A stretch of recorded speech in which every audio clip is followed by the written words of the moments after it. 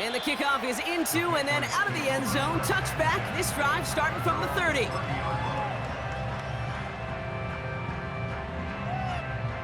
They'll get this drive started. 1st and 10. Starting on the ground here with Stevenson. 2 on the pickup there, and it's going to be 2nd and 8. You know, not a ton of yards, but still showing that commitment to the ground game. The type of run that keeps the defense from loading up in coverage and focusing entirely on that passing game. From the 32. Defender arrives right as the ball does, and the hit knocks it free. Incomplete.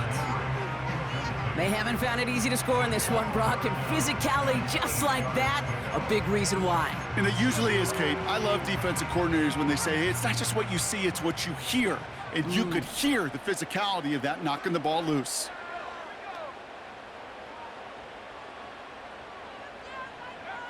May now on 3rd down. That one is incomplete. Couldn't hang on through the contact. Well-timed strike by that defender to knock it free. And they're going to be stuck with a 4th and long. Working across the middle, Brock, it is tough for anybody to make plays through all that mess, even when you're the biggest and baddest pass catcher on the roster. But as a tight end, you're going to be disappointed because that's what you're paid to do. It's one thing for those undersized receivers you talk about. It's another one for these big tight ends. You are paid to make that catch through contact, and he couldn't do it. Looking to throw. They can't connect as the coverage comes through with the 4th down stand. You know, Kate, I don't think I've ever met a defender that cares. All they want to do is get off the field. Doesn't matter if it's a drop pass, deflection, breakup, even an interception. Challenged by the offense to get one more stop to get off the field, and that's exactly what they did.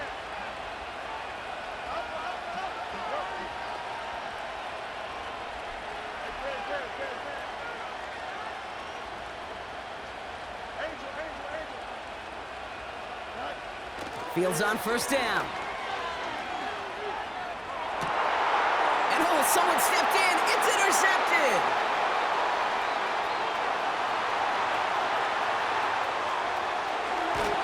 And the Patriots get it back after a marvelous defensive effort. I don't know about you, but I'm a little surprised that one didn't make it all the way back for 6. Took some amazing effort from the guys making the tackle to save a touchdown, but still an outstanding return from a defense that sensed they needed the big play, and they found it. 1st and 10, here's Stevenson. And it's a nice little chunk here, 6 yards. That stop made by T.J. Watt. This is the end of the 3rd quarter. It's the Patriots with possession. They need to erase that deficit in a hurry.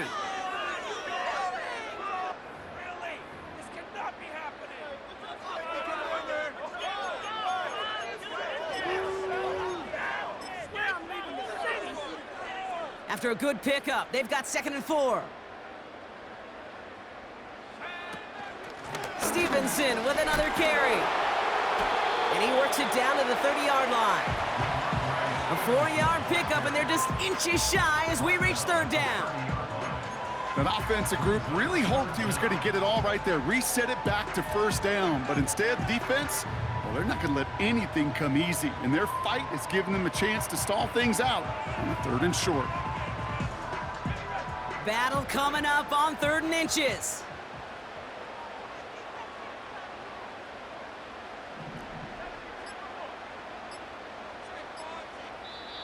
As that play clock winds down, Gerard Mayo decides to use a timeout.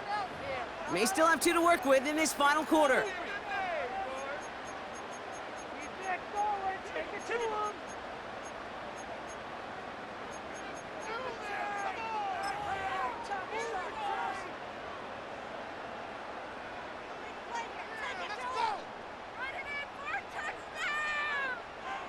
And the Steelers go in nickel, 3rd down.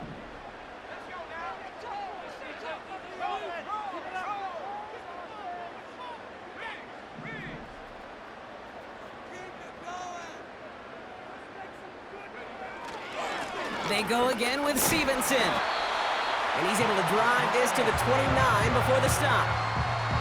That's a short gain of 1. And the Patriots will have a 1st down. That is your old school meat and potatoes call right there. Don't even think about throwing it. Just rush it ahead and get what you need. They'll keep this drive moving and come to the line for 1st and 10.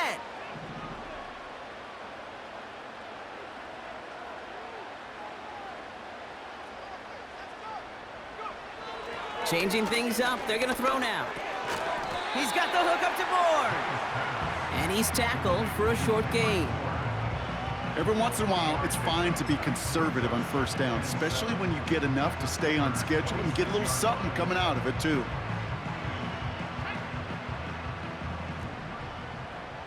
We've reached the 2-minute warning in Foxborough. Patriots trail by a field goal.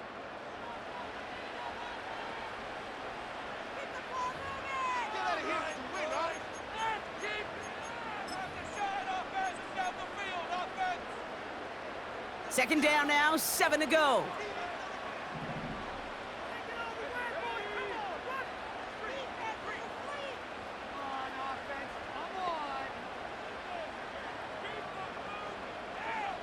Throwing is May. That's to his running back, Antonio Gibson. And he gets this down to the 13-yard line. Pickup of 12 on that play. And that's a New England 1st down.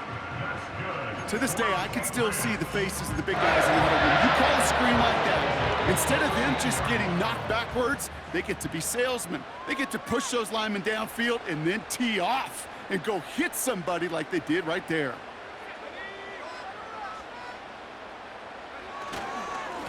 On the run, it's Stevenson. And they try to power it forward, but only a couple of yards there. You know, they got some positive yards. That's a good thing.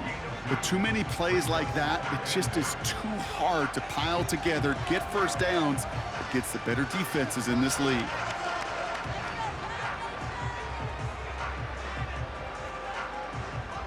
Eight yards to go. Let's see how they approach this 2nd down. Run here with Stevenson. And the struggles continue for him tonight. He's only able to get back to the line. Pittsburgh will go ahead and use its 2nd timeout. Still one more in their pocket to use. You know, Kate, over the years, I've heard running backs say there's just times you got to run in the darkness. And when linebackers fill that hole like that right in the middle of the field, he ran right into the darkness and the pain of that linebacker. A less than ideal 3rd and 8 here.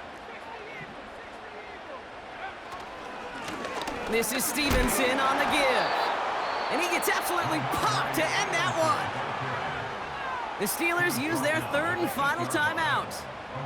It's a very important field goal for Joey Sly.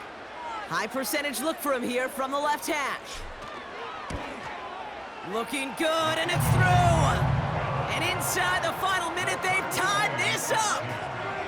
It's such a confidence builder to a sideline, to an entire team, Kate, when you can rely and trust your kicker in these big moments. He tied it up, and now it's incumbent upon his defense to do their job. And that's over the 20, the landing zone, and almost everything else. So that football coming out to the 30-yard line.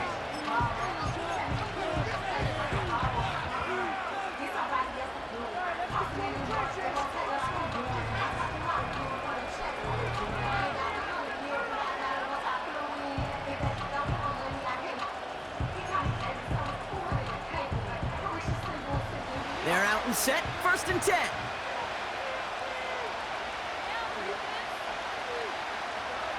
Back to throw. Getting out to his left. Caught him deep behind the line. Oh, the ball is out.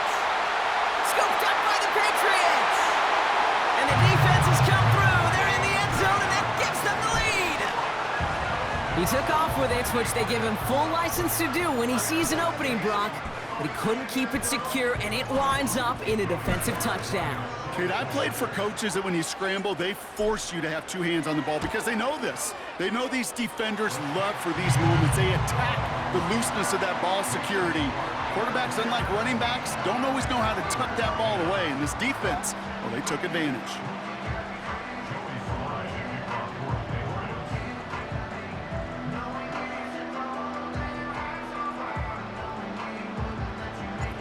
Still reeling a little after fumbling that away, but they're going to get it right back with this kickoff. And that one bounces through the end zone for a touchback.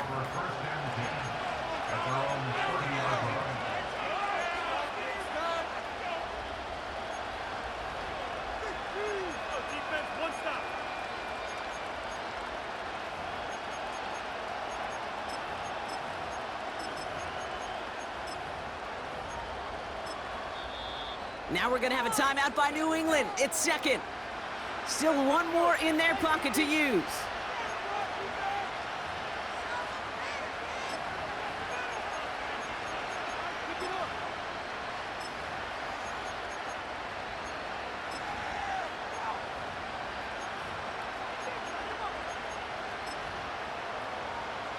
Drive starts out with a 1st and 10.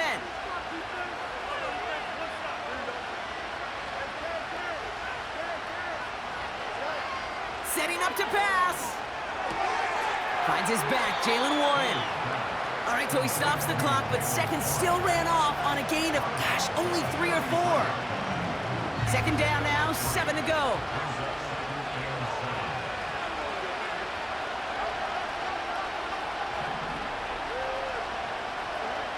Here he is to throw. And it looks great flying through the air, Brock, but problems on the business end as it falls to the ground. 3rd down coming up. Can't cover it much better than that. Really well covered, Kate, on that play. There just simply was not a window for him to sneak that throw in.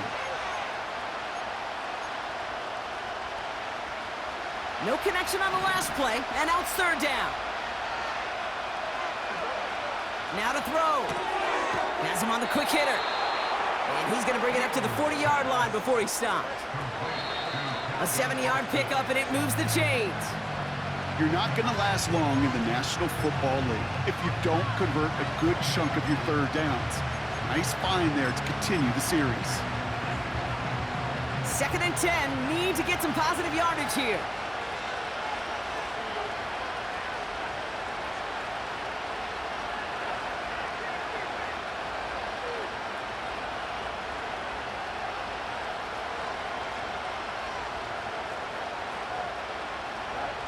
He'll look to throw it. And this one falls incomplete. No miracles on the final drive today. This game is over. So this is a win for the Patriots. And there was no easing up. It took some white knuckling until the very end, but their defense carried that small lead through to the finish line as they escape with a victory. And with Brock Heward and our EA Sports crew, I'm Kate Scott saying so long from this one. The Patriots emerge as winners, as with that, we'll sign off from New England.